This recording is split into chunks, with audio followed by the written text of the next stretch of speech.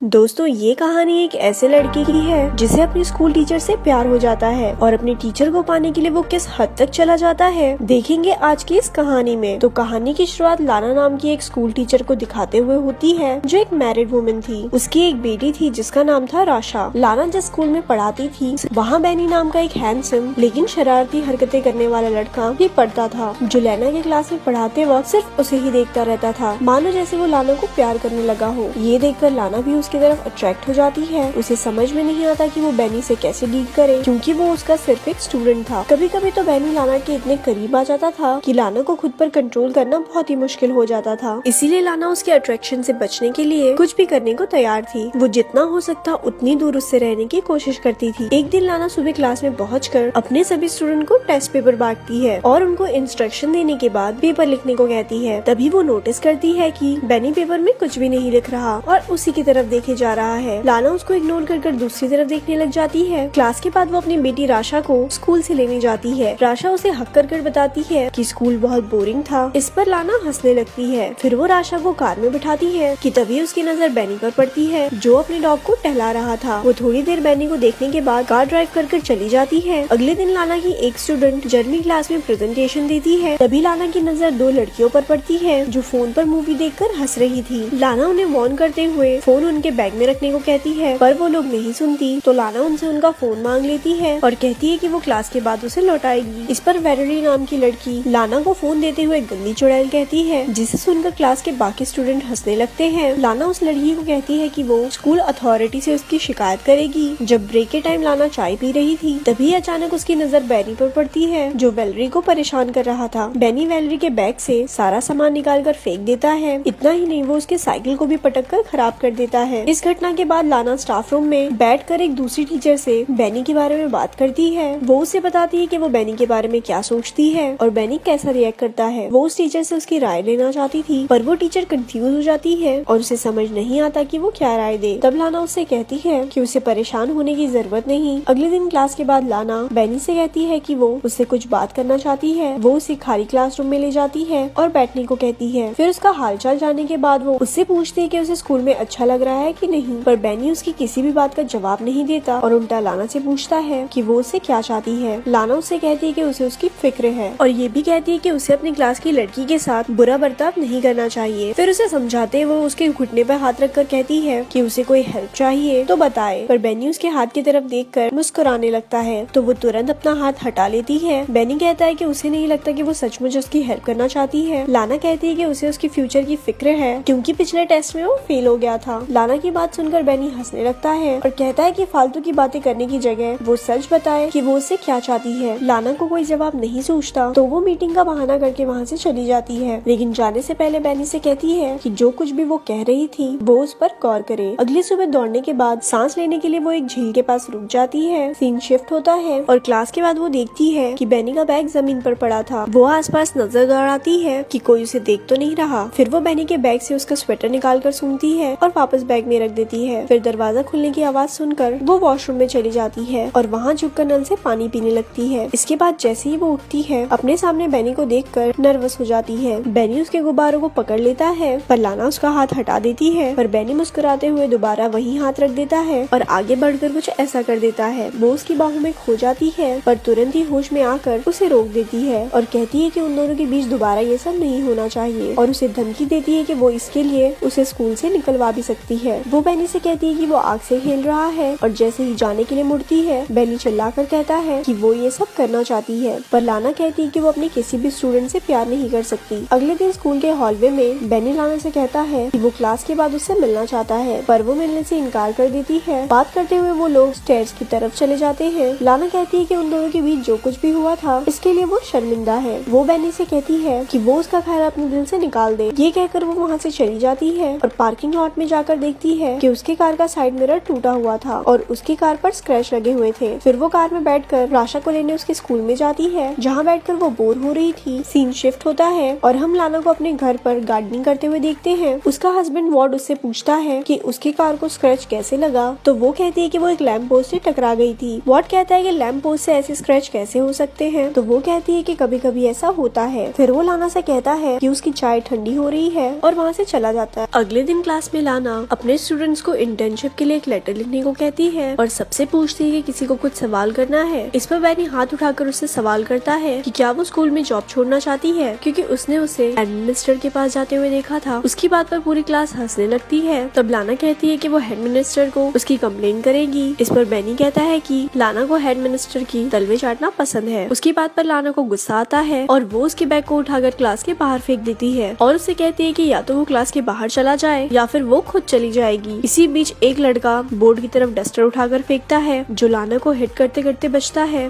ये देखकर लाना क्लास के बाहर चली जाती है और स्टूडेंट चेयर करने लगते हैं। अगले दिन जब लाना घर पर राशा को पढ़ा रही होती है तब उसका फोन बार बार बजने लगता है, पर जब भी लाना फोन उठाती है दूसरी तरफ से कोई नहीं बोलता। अगले दिन जब लाना स्कूल जाती है तो टाइम से पहले बेनी को अकेला क्लास में बैठा देखकर डर जाती है और स्कूल की रिसेप्शनिस्ट को जाकर कहती है कि उसकी तबीयत ठीक नहीं लग रही है। इसके बाद वो घर चली जाती है। रात में डिनर के समय वॉर्ड उससे पूछता है कि उसका दिन कैसा रहा, तो वो झूठ बोल देती है कि वो सारा दिन स्कूल में पढ़ाती रही और अपने स्टूडेंट के एग्जाम पेपर्स भी चेक करती रही। अगले दिन राशा को स्कूल में छोड़ने के बाद वो काम पर नहीं जाती और एक नदी के किनारे रुककर एप्पल खाने लगती है। फिर वो म्यूजियम में चली जाती है और थोड़ी देर तक पेंटिंग्स देखने लगती है। अचानक उसकी नजर बेनी पर पड़ती है। उसे वहाँ देखकर वो घबरा जाती है और जल्दी जल्दी वहाँ से निकलने की कोशिश करती है, पर लिफ्ट में उसकी मुलाकात बेनी से हो जाती है। बेनी लाना से कहता है कि वो उसे मिस कर रहा था, इसीलिए स्कूल जाना चाहता था। फिर वो उसके गुब्बारों को छूने के लिए आगे बढ़ता है। लाना भी आउट ऑफ कंट्रोल होकर उसके साथ लवलपाटा करने की कोशिश करती है, पर बेनी उसे रोक देता है और अपनी उंगलियों को उसकी बॉडी पर फिराने लगता है। उस रात लाना को बुरे सपने आते हैं कि उसकी फैमिली उससे दूर हो गई है और वो घबराकर जाग जाती है। अगले दिन वो चुपके से स्कूल के एडमिनिस्ट्रेटर के ऑफिस में चली जाती है और वहाँ से एग्जाम पेपर चुरा कर लाती है। और जब सारे स्टूडेंट लंच करने के लिए कैफेटेरिया में चले जाते हैं तो बेनी को फंसाने के लिए वो पेपर उसके कोट में रख देती है। अगले दिन लाना ब्रेक रूम में बैठी टीचर से बात करते हुए देखती है कि कुछ सिक्योरिटी वाले बेनी को पकड़कर कहीं ले जा रहे थे। अब एग्जाम पेपर चुराने के इल्जाम में बेनी को स्कूल से निकाल दिया जाता है। उसके जाने के बाद लाना उसे मिस करने लगती है और उसके साथ बिताए हुए पलों को याद करती है। एक दिन लाना और राशा एक बुक स्टोर में जाते हैं। राशा को अपने फ्रेंड किम को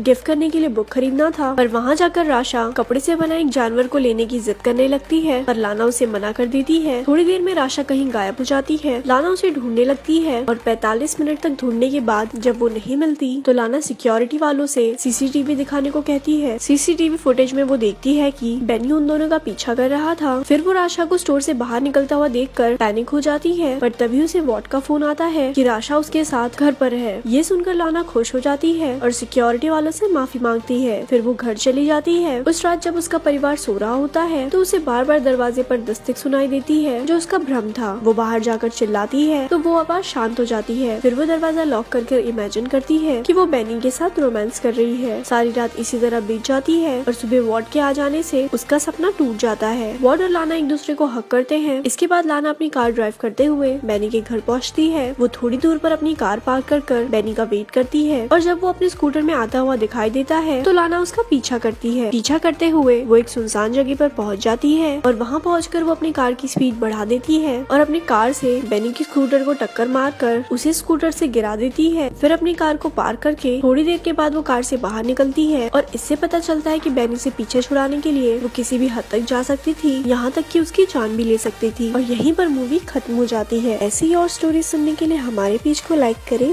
धन्यवाद।